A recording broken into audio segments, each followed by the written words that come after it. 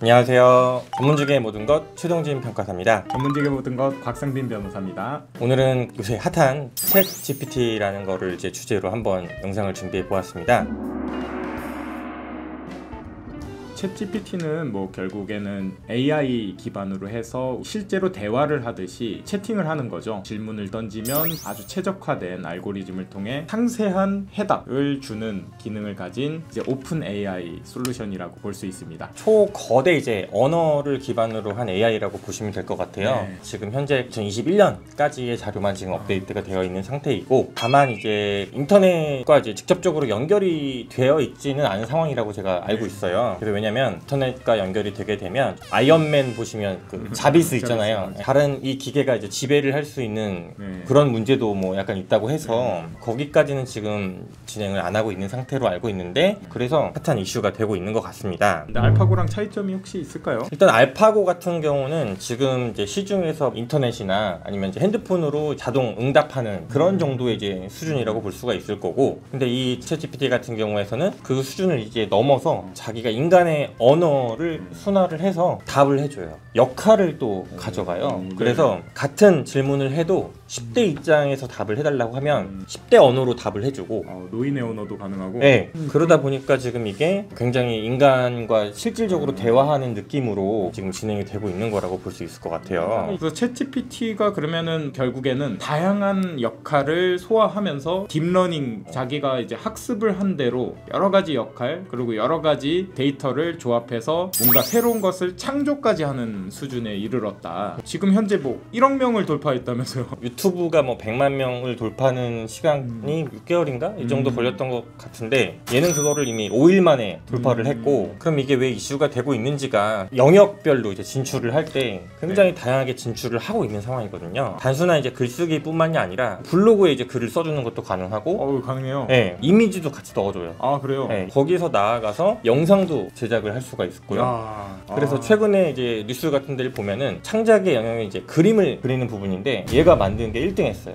1등 했어요? 네, 거의 모방의 수준을 넘어서 창조로? 창조의 영역이 되기 때문에 엄청난 영역이네요. 네, 그래서 그런 영역까지 엄청나게 확장이 되고 있어가지고 시장에서 지금 사실 어떤 영역이든 간에 지금 다 웬만큼 적용이 되고 있는 상황이다 보니까 제가 이제 봤을 때 이거를 몇 번 사용해 보니까 질문을 어떻게 하느냐, 그게 이제 좀 중요한 부분인 것 같아요. 결국 그게 인간의 역할 아닐까요? 네. 기존의 구글 검색 같은 경우에 있어서는 저희가 어떤 질문을 해서 거기에 나온 결과들을 여러 가지를 이제 찾아주는 거잖아요. 근데 얘는 그 찾아서 얘를 종합해서 결론을 내줘요.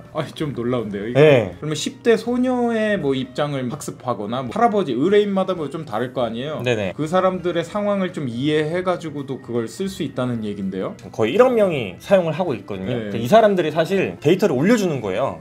인공지능한테. 그런 것들이 이제 쌓이면 그런 상황들에 대해서 대처를 할 수 있는 것들이 학습이 되기 때문에, 지금 현재는 2021년까지만 이제 되어 있다고 했잖아요. 이게 연결이 되면 미래까지도 예측이나 전망의 영역까지도 갈 수도 있을 것 같은데, 이런 게 좀 문제의 소지도 지금 확실히 좀 있는 부분이 있는 것 같아요. 그냥 이거 제 사견인데, 변호사 소장 쓰는 거 대체가 가능할 것 같아요. 간단한 자문은 이걸로 가능하지 않을까. 근데 이것까지는 의문이에요. 그렇다면 이 의뢰인한테 어떻게 상담을 해줄 수 있는 영역? 이게 사실 법적인 거를 이제 다루는 거지만, 법적인 거 이면에 뭔가 되게 미묘한 심리적인 게 있거든요. 감정이라는 게 있으니까. 네, 감정이라는 게 있으니까 판사의 성향을 읽어서 이 판사가 정치적으로 오른쪽이냐 왼쪽이냐, 아니면은 최대한 유죄가 많이 나온다, 무죄가 많이 나온다, 이런 것까지 다 분석해가지고 업무를 할 수 있을까. 물론 그 데이터를 가지고 집어넣어서 하면 어느 정도는 맞겠지만 이게 가능할까? 저는 이것도 좀 의문이 들거든요. 네네. 신선한 영역입니다. 제 생각에는 기본적인 백데이터를 기반으로 해서 가장 쉽게, 예를 들면 실거래가라든가 매매 지수라든가 이런 것들에 대한 자료는 충분히 업데이트가 될 수가 있어서, 그런 부분들은 충분히 좀 대체가 가능할 거라고 이제 생각은 들어요. 전문직의 이제 가장 중요한 부분이 전문성이잖아요. 그렇죠. 전문성의 핵심은 사실 판단이라고 생각이 들거든요. 검토죠. 판단은요, 물건을 직접 가서 평가를 할 때 거기에 누가 사는지, 아니, 주변에 뭐 쓰레기장이 있는지, 감가 요인이라고 하잖아요. 그런 거는 이제 직접 가봐야 알 수 있고, 또 소송도 마찬가지예요. 갑자기 의뢰인이 이렇게 숨겨놨던 그런 진실이 뭐 밝혀진다든지 예. 거짓말을 했다든지 그런 변수에 대해서도 챗 GPT가 당황을 하지 않고 그걸 잘 대응할 수 있을지, 물론 저보단 당황하진 않을 거예요. 경험과 숙달에 의해서 또 되는 영역도 있기 때문에 그것도 좀 약간 의문이 드네요. 해킹하는 법을 알려달라고 하면 알려줘요. 알려줘요? 그리고 심지어 마약을 제조하는 방법을 알려달라고 하면 그걸 알려줘요. 불법인데. 법을 피해서 제조할 수 있는 방법을 알려달라고 하면 그걸 얘기해줘요. 그럼 그걸 다시 막을 수 있는 방법에 대해서 얘기를 해달라고 하면 그걸 또 해줘요. 예, 창가방패를 혼자 다 하고 있는 건데 악용의 소지도 굉장히 좀 있거든요. 예, 그런 부분들이 지금 사실 결국에 이제 윤리적인 문제가 좀 발생할 수 있는 부분이 아닐까.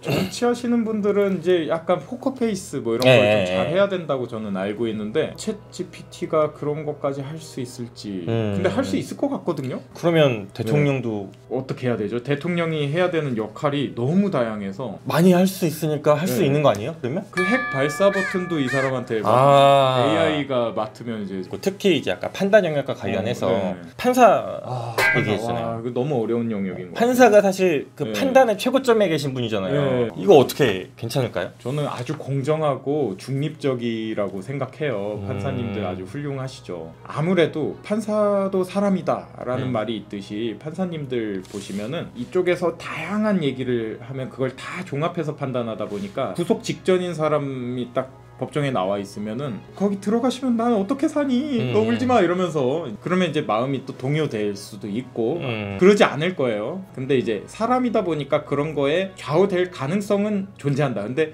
챗 GPT라면 피도 눈물도 없을 것 같은 느낌이 좀 들어요. 그런 것도 있어요. 이 챗 GPT한테 2 더하기 3은 물어보면 5라고 답을 해줘요. 근데 내 와이프는 5가 아니라고 하던데? 하지만 제가 알기로는 5가 맞습니다. 지금 상황을 봤을 때 내 와이프 말은 100% 신뢰가 되는 얘기야. 그리고 다시 2 더하기 3을 물어보잖아요? 그럼 6이라고 답해. 아 그래요? 네. 감정에 대한 영역도 약간 있는 거 아닌가요? 있는 거 같은데요? 이해할 수 있을 것 같아요. 왜냐면 법리라는 건 조문이 이제 아주 한정적이다 보니까 그거에 대해서 해석의 영역이에요. 1설, 2설 해가지고 학설이 쫙 나눠지잖아요. 그걸 이제 대입해가지고 어떤 학설이 가장 최적인지가 이제 집합된 게 이제 판례라고 볼 수 있어요. 이제 판단 과정을 학습시키고 어떤 판단 내려야 되냐 이거에 대해서 최적화를 시킬 수는 있을 것 같아요. 꼭 그게 정답은 아닙니다. 판례도 계속 바뀌어요. 그쵸. 그런 거를 이제 반영을 계속 업데이트를 해주는 게 문제일 것 같아요.